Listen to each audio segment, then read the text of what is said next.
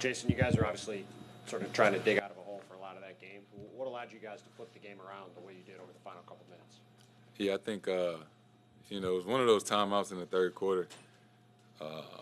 Joe just kind of told us stop feeling sorry for ourselves. And whatever situation we in, that's the situation that we're in. And it's on us to figure it out. We kind of felt lucky that, we were playing as bad per se as we were, and how well they were shooting the ball, and we were only down, 13, 14 points on the road, and we still had a lot of time left to win the game. So it was one of those timeouts, maybe with like 5 minutes left in the third, where we kind of turned it around. And then obviously, that's quite the pass, like 45 seconds ago to hit Al in the corner on that three. Sort of what did you see on that play as it played out, and how much has your confidence grown as a playmaker to obviously make a play like that in a moment like that? Yeah, I DHO, I attacked downhill, had Toppin with me, and Miles Turner. I knew Miles was guarding Al, and just reads. We always talk about spacing, making sure we were in the right spots, and I trusted that he was going to be there. He trusted that I would make the right read, and that was a hell of a shot that he made. Gary. Jayson, why didn't you guys kind of relent? I mean, you guys could have easily just said, okay, let's get ready for Game 4, and you guys just kept trying, even though you guys had so many chances in the fourth quarter with missed threes to kind of chip away, and it just seemed like you guys were just refused to kind of give up, or, what put that in you? We believe. We believe that we still could win this game. There was a lot of time left. It's damn sure not time to give up, or even have that thought creep into your mind. We never thought that. And any time out that we had, any guy that was on their court, we knew that we could play better, and if we did play better, we would give ourselves a chance. And that was just the mindset throughout the game. Justin. Jayson, Jrue, questionable coming into tonight, makes the big play at the end there. Just what about his performance and his ability to show up and make plays like that? I can't speak highly enough about Jrue, right? The ultimate teammate, competitor, obviously a champion. And, wasn't that shoot around today. He was sick, dealing with chills and stuff like that. And, we've all been there, how tough that is to fight through it. And, for him to come out there and lay it all on the line for us and, make the game-winning play essentially, especially on the defensive end. Jrue is just a big-time player, and he made a tremendous play. Bobby. Jayson, I know over here, you and Joe talk a lot about adjustments, the whole team does. What was that conversation like before you guys went into the zone, and what kind of impact did you see the zone have on the game when you guys went to it? Yeah, it slowed them down a little bit. But, still, when we started to come back and make a run and take control of the game, it was just about who wanted it more, right? When we were man and zone and start the game or whatever, we didn't match their intensity. They were playing, with so much freedom and pace, and they were getting into the paint whenever they wanted. So, at that late in the game, it wasn't about making adjustments. It was about just making plays. Like, we had to get stops. We had to help each other. We had to get rebounds, regardless of man or zone or whatever coverage we were in. It was just a choice that we had to make. Jayson, after Jrue steal and he gets the foul, you're kind of at midcourt, let out like a primal yell. Your coaches were all screaming. After the Nesmith shot missed post-game, it seemed like you guys were kind of lingering on the court in like a greater celebration than normal. Like, why did this feel like it looked like it felt like such a kind of mountaintop moment for you guys? What was kind of the explanation for all that? I wouldn't say mountaintop, but you watched the game, didn't you? That shit was intense. Game 3 is always for me, I always enjoy the most Game 3 of the series, like going into the opponent's home building. You know, it's their first home game. The crowd was electric. They haven't lost a home game since like March 18th. So we knew it was going to be tough. We knew it was going to be a tough battle. And just, it took everything for us to win this game. Being down 18, we needed every stop, every deflection, every rebound, every shot that, you know, we made. We needed, you know, every ounce of that. So as a competitor, when you play this game, you know, it's a very emotional sport, right? And we want to win. And you let that out, you know, when you make plays like that. B-Rob, John, Jared, and final question to Tim. You guys have obviously been in a lot of grueling series over the years, but to be able to put yourself in this position now, going up 3-0, one way up front, how big is that for you guys just in terms of getting to your ultimate goal here? It's huge. The way that we've been playing throughout this postseason, you know, I can't give enough credit to the coaches and my teammates. We've been up for every challenge. It's looked different every single night, but we've answered the call. And, you know, we're in a great position right now. Obviously, one win away from the finals, but we know for 1 second we can't relax. Like a year ago, we was down 0-3, and we figured out a way to force it to 7. So, you know, we're not looking past Monday or anything like that. We're just taking it one game at a time and knowing we have a special opportunity to go back to the finals. Joe talked about embracing the fact that you're down as much as you were. You just talked about, he said, stop feeling sorry for yourselves. What does feeling sorry for yourself look like? When he's telling you to stop doing whatever it was that you're doing, what was it? Was it getting too caught up in the refs? Was it getting too caught up in something? Like, what does that look like? Culmination of all those things, right? You know, maybe things weren't going our way. We weren't hitting shots at the time. It seemed like they was coming down and scoring every single time, and right, maybe we were slow to bring the ball up the court. Or when we would get scored on, we might put our head down. Just felt like shit wasn't going our way. And Joe always talks about, like, it's not always going to go how we want it to or how we expect it to. And that's okay. Like, it's okay to be down 15 or 17 on the road and still have an opportunity to win the game. Jrue's the one guy in the locker room with the ring. You see him make those big plays at the end, especially just deciding to go and take on Siakam. You saw Siakam just on his heels a little bit and attacked. What have you seen from Jrue as far as his feel for, like, when are, like, the big moments that can actually flip a game, flip a title run potentially? Yeah, I think his instincts are second to none on both ends of the floor, right? Whether it's knocking down the big three or, you know, he had 2 big offensive rebounds. One, he tipped it in, and one, he brought it back out. And then obviously on defense, you know, and Joe gives Jrue so much freedom throughout the game of, you know, obviously we have coverages, but, you know, Jrue is especially the one guy who can roam or, you know, whatever he sees, whether there's a gamble or if he wants to switch the defense or the matchups, or he has that freedom because we all trust him so much, and he's been in so many big moments that, you know, he just makes big plays all the time. You've obviously not hit as many shots as you would want, I guess, particularly from 3 in these playoffs. You got off to a huge start to get 15 in the first quarter. Then I think you finished 5% from 3, hit the big 3 late. Was that a concerted effort from you to try to get off to a quicker start today? And how did that help lead to the night you had overall shooting the ball? I think just, like I said, game 3s have been like my favorite games to play in.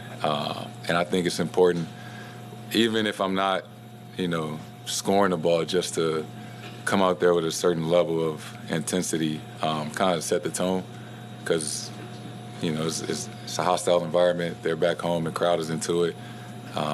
So just trying to set the tone for our team on both ends of the floor, send a message. And, you know, I never get concerned about my shots or anything. I always feel like the next one was going to go in,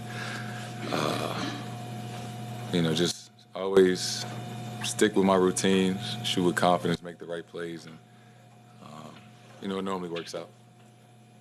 Thanks, Jayson. Jalen's talking. Come on. Come on. Come on.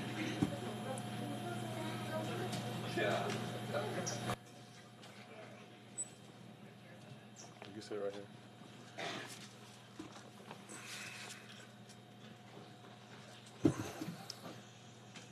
Jrue, I'm angry with myself. I didn't ask you on the floor. How sick were you this morning? What were you feeling, and how did it feel out there on the floor tonight? Yeah, I didn't feel too well, but I guess I just figured if I got a good day's rest or try to sleep through it, that would help me for tonight. But it's Game 3 of the Eastern Conference Final, so I wasn't going to miss this game. You've always been an elite defensive player for a long time. Could you kind of walk us through that final play there against Emhart and sort of what you saw and how that play all developed? I think I just made a play. I feel like he's a right-hand driver, and he's been very, very aggressive all night. Great player, had a great game, but just made a play. I kind of jumped his right hand and got the steal. And you think you guys closed the game with a 13-2 run. Obviously, you were trying to fight back most of the second half. What allowed you guys to sort of lock in there for those final couple minutes? Man, it was definitely a team effort. I think from being down 18, we knew that we can lock in defensively and be better, and it showed. But it was definitely a team effort.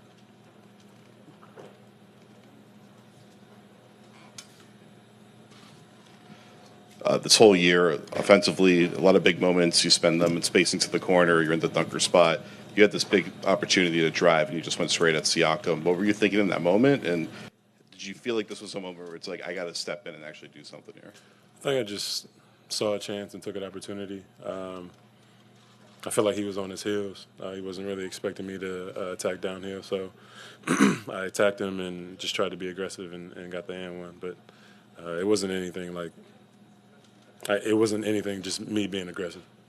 And then Joe said that as far as managing you being sick and all that, he's like, I trust Jrue. How has Joe's trust in you helped you kind of find your footing with this team and figure out how you can be yourself here? Yeah, it means a lot. Just the trust that he gives me and allows me to be myself is great. It's challenging me to be a better player and a better teammate. So it's been great, and I feel like it shows out there on the court. Al and Joe were talking about like all the different things that you guys were trying to do to get through like that second quarter. They were shooting like 70%. What was that like that process of trying to find what works, going through zone and all these different things and then settling on something that finally clicked? I think that's a testament to our season. Our season, we've switched up so many times and done so many different things against everybody in the league that we really feel like we became good at a lot of different defenses. So I think when we switched to zone, it threw them off a little bit, or if we were switching or if we weren't switching. If I was on Miles Turner or putting Al on TJ McConnell, we definitely did our best to try to kind of switch it up on them and make them feel uncomfortable. So I definitely think that's a testament to what we did during the season, and then being able to lock in the playoffs was big. Dade locked in through the ice machine. There's no one back there. This is just your second trip to the Eastern Conference Finals. How special are these moments? It's definitely a blessing. I don't take this for granted at all. It's my 15th season, so to go to it twice, I know like JT and JB have been here too many times, but this is my second time, so I'm here and I'm appreciative, and I'm gonna do what I can to get through this series. And then, do you feel like you're playing the best basketball you've played this season now? I think I'm in a groove. I thought that I was in a groove too during the season at times where shot the ball well, got to the corner playing the dunker, but I think times like this, our team really just comes together and we elevate each other and make each other so much better. Jrue, from what you bring to the game and how you play defense, what do you make of what TJ McConnell's done on the other side of this matchup? TJ's been great. He's been he's been a load for us.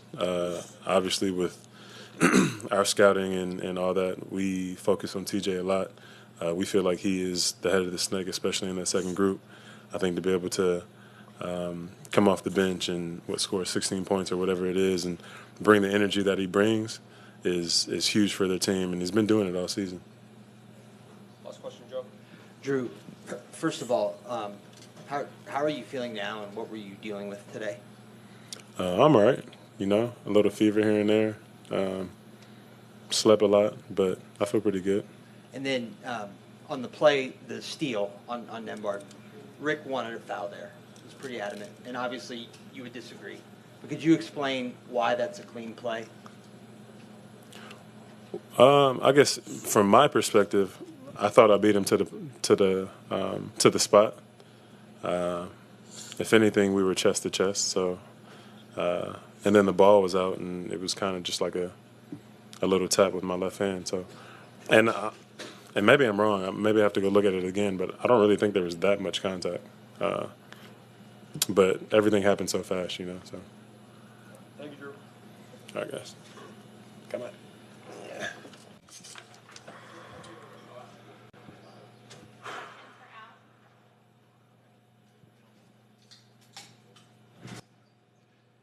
Al, what enabled you guys to pull off that comeback tonight as far as what you guys were able to do? When did you start to feel it, and what did it take down the stretch to pull that out?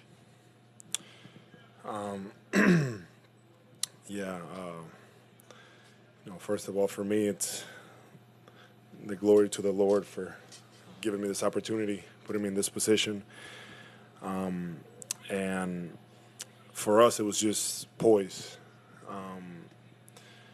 We were down, obviously big, but the biggest thing that we understood was that we needed to continue to play, continue to trust each other, and I felt like we had opportunities early in the fourth to kind of take over. We had really good looks, end of the third, and we just couldn't get it done. And I give this group a lot of credit for continuing to stay with it, despite us not making shots when we had those opportunities. That three-pointer from the corner where Jayson drove, kind of drew three defenders and threw the bounce pass behind his back to you. Can you just take us through that play and what kind of vision it takes from him to see that and then put it exactly where you needed it? Yeah, I know, it's pretty special. He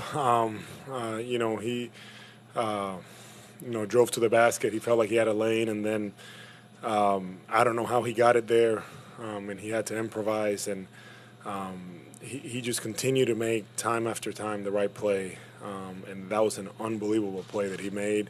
And at that point, for me, it was just, take my time and knock it down.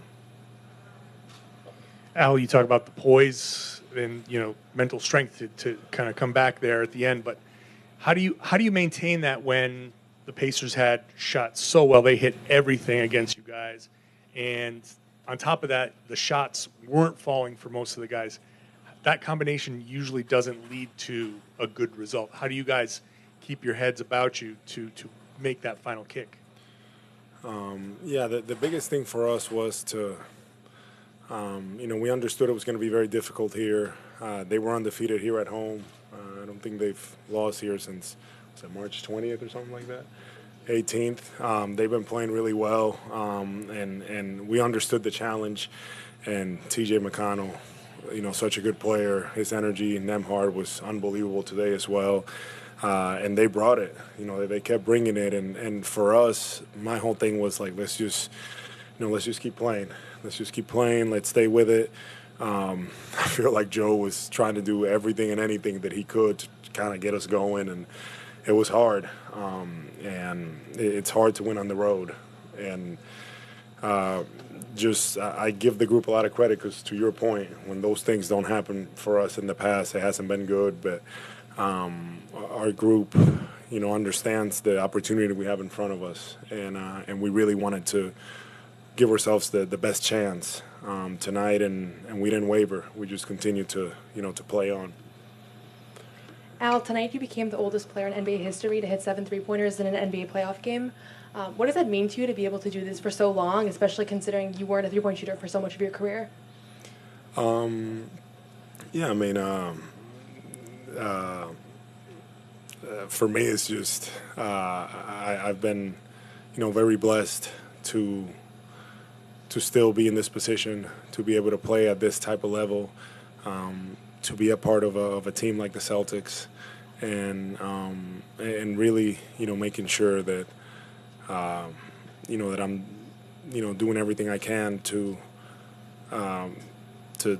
contribute to the team, and I'm just I'm grateful for the opportunity, and again it is pretty unique, it's pretty special, and that's why I understand that it's I give the glory to the Lord, because it's just very special. It's not me, and it's this position that I'm in right now. It's like to your point, it's very unique, and I'm very grateful for it.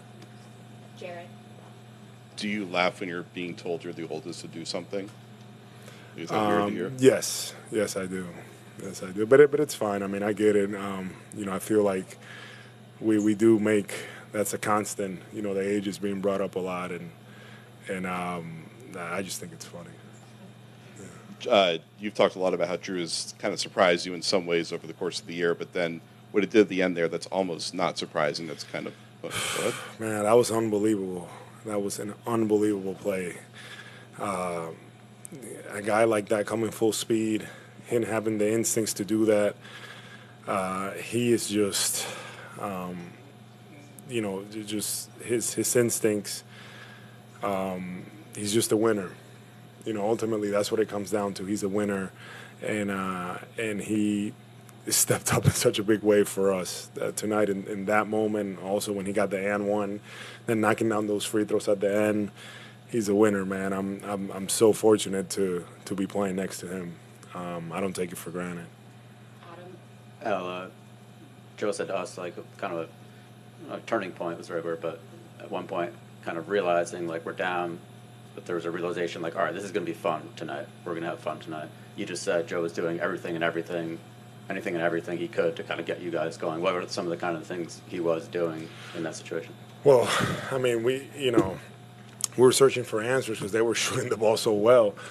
They were, so to that point, I think Joe was just trying to switch our defenses up, matchups, different things. We were just desperate, trying to find something. So that's what I meant by that. He was really just, and then offensively, he's putting us in different positions and doing different things. He really coached us.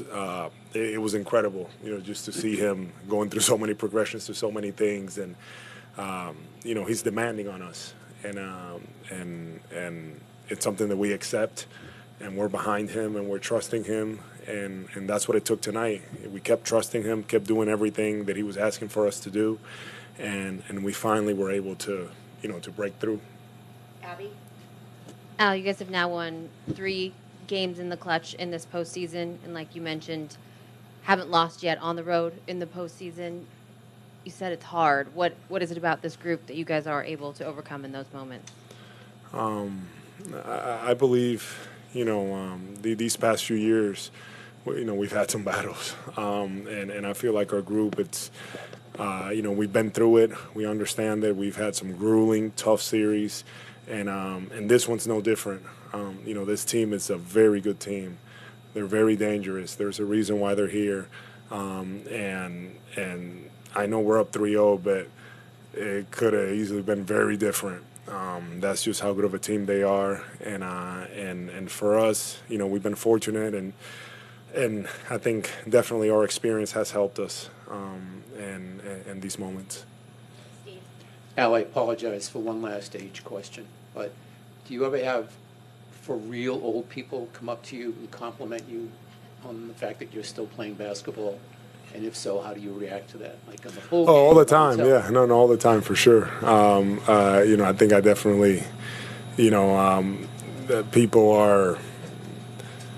Yeah, it's not a big deal, but I would say that some people tell me, oh, they feel, inspired or like whatever. I don't know about that, but I just think that it is impressive, I guess, at my age and playing at this level and doing these things. But I do get that quite a bit. Last question to Gary.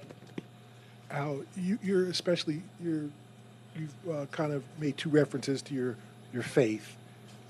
You're a faithful man, but you usually don't do that. Is there something special about this game or tonight that's kind of made you more grateful, or is it just kind of just coming out?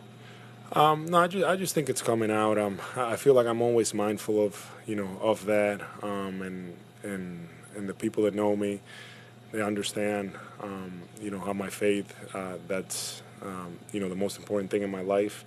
But I do understand where I work and where I'm about, and it's not like I'm gonna necessarily bring it up all the time, but I do want to recognize it and acknowledge it because people ask with my age and all these things and how it is, and a lot of people do a lot of the physical stuff that I do, the same things that I do. They do all that stuff, and they're not getting those results, and I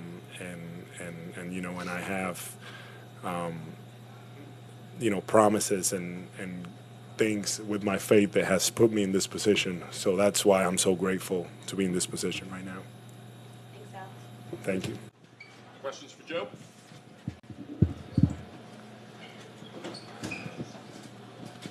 Jrue was in rough shape today, pretty sick, late decision. How did you manage him throughout the night, and just what did you think of the way that he was able to step up at the very end and make the big plays? We had him at 38 minutes, which is probably less, but I didn't really manage him that much. I kind of trust him. He's always ready to play. I knew he was going to play just because I have faith and trust in him, and I thought he just played a really good game. That's a trademark steal that he always gets with the inside hand. He gets that a lot usually when the guy's coming down the sideline, but he got it in transition. So I've been looking forward to a couple of those. He hasn't gotten as many as I would like him to have gotten this year. So, but he made a big-time play. Joe, what did you see in that execution down the stretch as opposed to earlier in the game where you couldn't cut into the lead and I never thought we couldn't cut in the lead because of our offense. I thought we couldn't cut in the lead because of our defense. And so I liked our execution throughout the game. Our shot quality at halftime was like 1.22.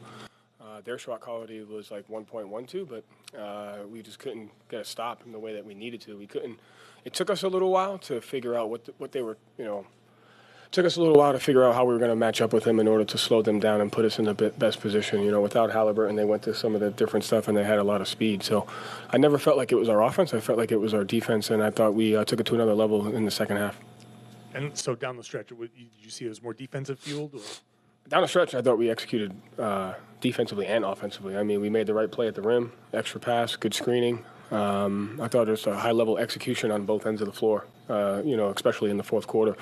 But the thing I liked the most was just, we talk about it all the time, like it takes what it takes, and every game's going to be different. And I felt like in the first half it kind of caught us by surprise that we were down by that much. When I was like, I kind of told them, like, fellas, it's going to happen. Like, it might not be the last time we're down by double digits. So I liked the way we handled that, and it was just a test of mindset and toughness, and I thought the guys came through big time. Joe, just to follow that up, what did you see down the stretch particularly about your execution and about that mindset that pleased you the most? Once we embraced the fact that we were down double digits on the road in a Game 3 against Indiana, I thought it was pretty fun. And so I loved just the approach that we took. I loved the mindset that we had. I thought we executed well on both ends of the floor. We made the plays that were necessary to win. And that's how games are going to go. So you have to be able to win in different ways. You have to be able to get through certain stuff. And I thought our guys did a great job getting through it. Joe, the behind-the-back pass for the game winner to Al or the go-ahead is going to get all the attention. But throughout the game, that pick and pop, it seems like Jayson's so comfortable holding and finding him.